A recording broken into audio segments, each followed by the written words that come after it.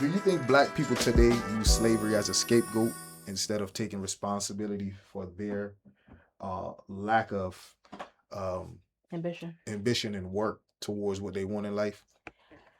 I don't think it's either or. I think when it comes to that, you have to remember slavery happened. It created this societal issue, right? Systemic racism is a real thing. I think that plays a huge part in everything, right? The healthcare, jobs, education, it's trickled into everything that we see before us. Now, here's the difference. When you know better, you do better, right? So some people have become victims of the system and that's all they know. And then others have become victims of the system and they say, no, I want more because people have more, right? I have a job. I work as a program director. I'm making a nice amount of money. My parents didn't make what I'm making now, but they both worked their asses off.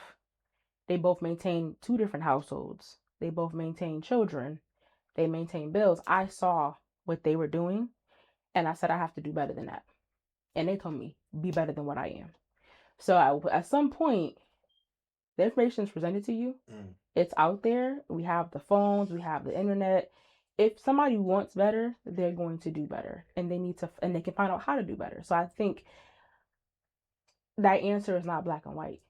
I think it's embedded into what we have in society. And I think people need to make a decision after they realize, here are my options.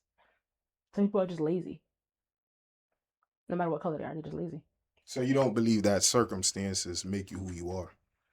No, I think it plays a role, but it doesn't have to define you. I agree, because if I could see my neighbor and he's black, if I could see him making money, whether he went back to school or he started his own business, I think I should be able to do the same because we have the same circumstance. Exactly. Um, do you think that racism is really a issue today in society? Hell yeah. Look at the shit that was just posted the other day by the White House by Trump with the Obamas as I monkeys. didn't see. I didn't see that. What he said? They posted Michelle and Barack as monkeys. And he got on The White TV. House posted that. Donald motherfucking dumbass Trump. He posted that. Or it said it was from him and his response, people were asking him and he was like, well, it was about voter something and that's really what it was and it was really about that, but it was supposed to be take off a Lion King. What the when did you I mean we saw Rafiki in Lion King, Mm, but it was Rafiki. They're not Rafiki.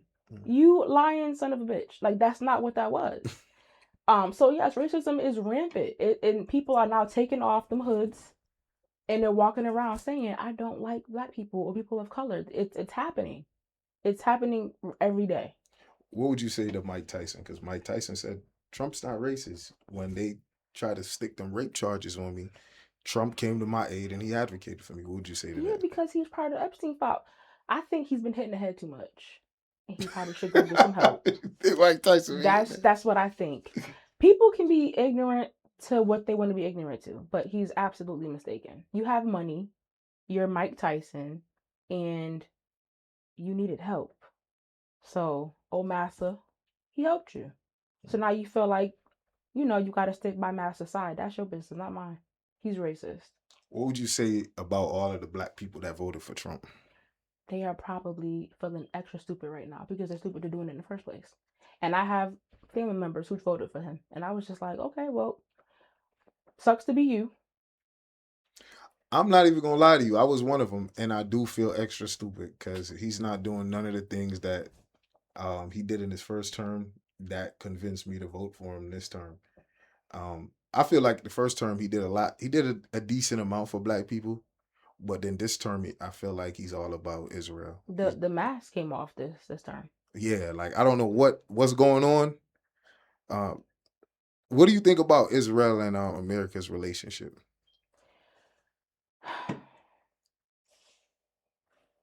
I don't know. It's a touchy subject. I feel like America needs to take care of America right now. It's enough people in this country that are homeless, that don't eat, that can't afford groceries. We need to take our shit out of the other country's business Mm, and take care of home right now. I agree. We have people living in tents. It's 10 degrees below outside. I agree. Take your home first. So you don't And agree we're with? in debt, trillions of dollars. Mm, I would agree with that. They send way too much of our tax dollars overseas. And it sucks because things are happening over there. Everywhere is going through it. But yeah, we it's stuff happening right here. We have a dictator right now. Like we gotta fix this shit. What about the tax system? Like, do you think that our tax system is fair to the average taxpayer? I don't know. You have to be up in like the higher. If you are a blue collar citizen, you're still struggling. You're still struggling. It's still a problem right now. You think that's like, you think that's deliberate? Like they want it this way? The system was built against us. Period. Mm, It was to keep the rich richer and the poor poor. I agree. That's what it's been doing, so it's gonna keep doing until we dismantle it from the inside out. And right now with who we have in office, it's not gonna happen. You think the public school system is designed to make us slaves? I am a graduate of public school systems. So am I. I know we are. I think there are good things and then there are things that could be better. So for instance, my last job, nonprofit, we helped to bridge the equity gap between the suburban and the urban school districts. A lot of my students I work with now are working at Pratt and Whitney. They got really good internships. So my last job, we're not in suburban schools. We're only in the urban school districts to help bridge that gap. So for those types of things and resources, Mm. go, right? Get all the support, get all the help. But when you have, like, I went to Weaver, we ain't had no windows, and you eat inside with not the best food. And I think a lot of things are set up to feel like jail or to feel like we're caged. And that's not fair. You go to the suburbs, kids will go outside and have lunch. They're eating on nice, plush green grass. They have tasty lunches. They have all these amenities. And you have the urban schools that don't have half the stuff. So I think redlining is a real thing. You leave Hartford and go to West Hartford, and it's a whole different world. So I do think that our system is set up for certain people to keep people under and keep people above. Man, I would agree because there's a lot of things, like a lot of curriculum that if I was in charge of the school system, I would put in, like critical thinking, Problem solving, how taxes work, time management, right? budgeting your money. I do that now in my current job. I work with high school graduates and helping them reteach that. And the school system is, in my opinion, worse now than what it was when we were in school, Mm. which is crazy. Do you think black people? I want to ask you this because I don't want to leave this off the table. Do you think black people have the right to really complain about racism in the system if they won't pick up a book and read it, even if it's about finances to educate themselves? Inherently, yes, but realistically, if you're not working to be better, you can't complain. Because yes, we have to work.